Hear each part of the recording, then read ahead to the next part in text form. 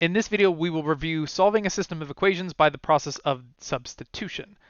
It's very similar to the elimination method. It's just a different strategy, but the ultimate goal is to do the same thing. And there's certain cases where one strategy may be easier than the other, which is why I think it's valuable to go over and understand them all. And substitution in general is useful a lot of the time in math, and not just in this section. But just before we get into substitution, elimination, as we did in the last video, is a little bit more common of a strategy that we use when we're in chapter 6 and when we're solving larger systems, because elimination tends to be easier on the algebra side than substitution. It kind of depends on the layout of the equations, but most equations are written in such a form where elimination is usually the process we prefer. But anyways, for substitution, the strategy in that case is, instead of adding the equations together, the goal is to solve one equation for one of the variables and plug it into the other equation, which is a different type of logic but has the same end effect. So if we're examining equation number, or a system of equations number 2, we have the first equation is y is equal to negative 3x minus 9. Second, negative 2x plus 3y equals 17. Another thing about, if I was to try to use elimination on this, we want to make sure to align our variables first, meaning that we don't want to try to add it together here. Technically you could, but elimination is not going to work very nicely in its current layout, because the equal signs, we usually want everything x, y equals number as the general layout like we had over here, which just makes it easier to perform the elimination. But in this case, I want to do substitution. And notice, since the first equation is solved for y, what that first equation tells me is that y must be equal to negative 3x minus 9. But if I think about it, I know that y is related to x by this first equation. In the second equation, which is different, y is right here. What I could do is I could substitute in negative 3x minus 9 in for y. So let me grab my highlighter here. Because basically the first equation said that y is this. But also in the second equation, y, that's the same y, because it's in my goal for the equation is to find x, y that works in both. So those have to be the same thing. And basically I could plug that one in for y, because y is equal to negative 3x minus 9, so I could just change it to that. So in the second equation I had this, negative 2x plus 3y, but since I know that y is this, I just substitute it in. And that just makes sense because it's the same y in both equations.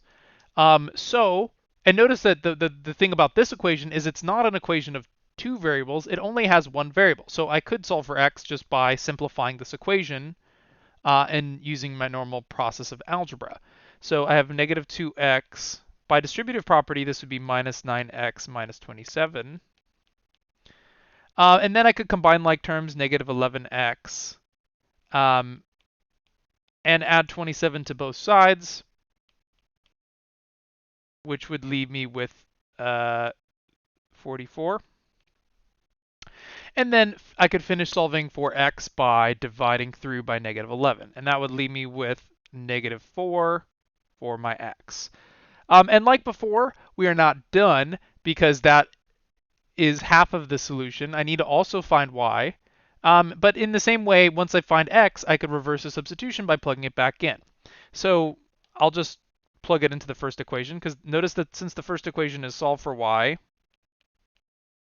should be the most direct way of finding the y.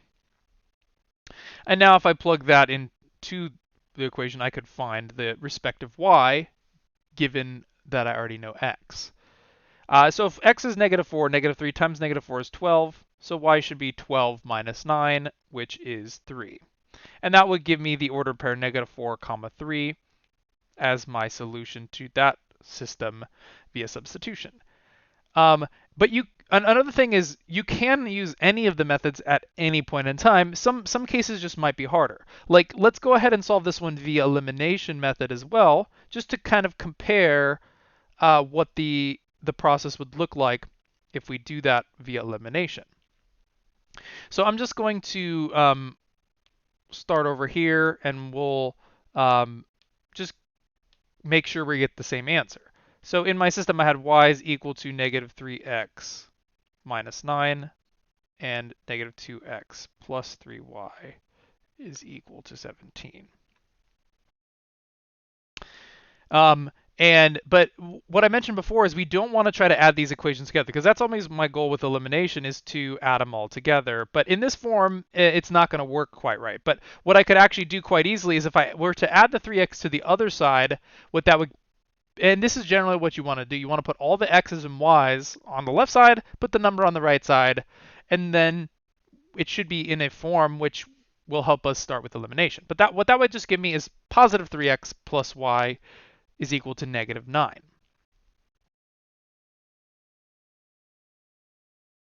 So let me just erase that and start over. I would have 3x plus y equal minus 9, which is the same as the first equation, just by changing the 3x to the other side. And the second equation that we have is that. And this is, now we have them all aligned, and that's always what we want to do when we're using elimination. But another thing about this equation is if I were to just add them together here, what I would get, and we don't actually want to do this, but I just want to try to explain why. What we get is another equation, which would be 17 minus 9 is 8, is this. But that whenever we're doing elimination, the goal is to eliminate a variable. But in just a random equation, a lot of the time it will not be what I like to call ready for elimination, because as it stands, when I add it, nothing's going to cancel. So the next goal is to make sure the system is able to eliminate by making sure that one of the coefficients are the same. So like for example, 3 and 3 minus 2, those will not cancel. But if I were to take this equation and multiply by 2, and this equation and multiply by 3, what that would do is it would make both of those a coefficient of 6, and then when I add it together, it will cancel. So in elimination, if nothing eliminates at the beginning, then you always need to multiply through by whatever number will make the coefficients the same. So basically you multiply, say I wanted to cancel x, I would multiply each equation by the opposing coefficient, which would make them the same.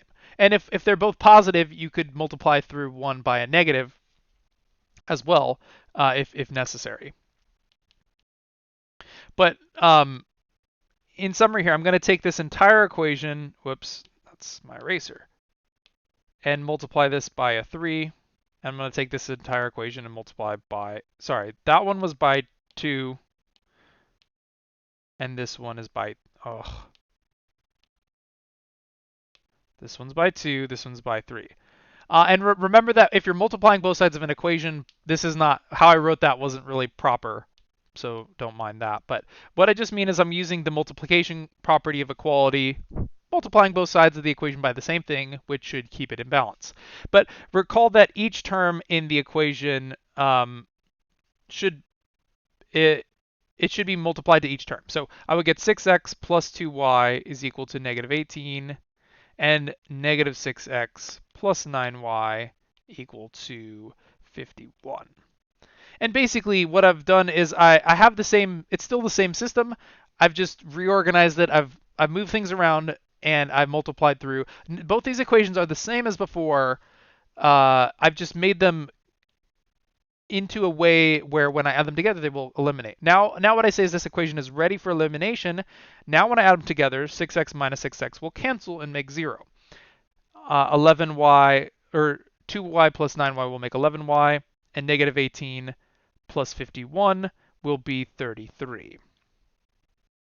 And now I could divide through by 11, and that will give me y. But basically, I can cancel one of the variables, solve for the other, and then I find my y. And like before, once I solve y, I could go back, plug it in to solve x, but notice that I get the same answer as we got using the substitution method. That's my whole point, is whether you use substitution or elimination, going to get the same answer. One just might be easier than the other. Like here, substitution was way easier because it was already solved for y. Here, I had to do a lot of stuff to get it ready, but it just depends which should be easier. And then, I could find x by backsubbing, but it's the same equation, or it's the same system of equations. It should have the same answer.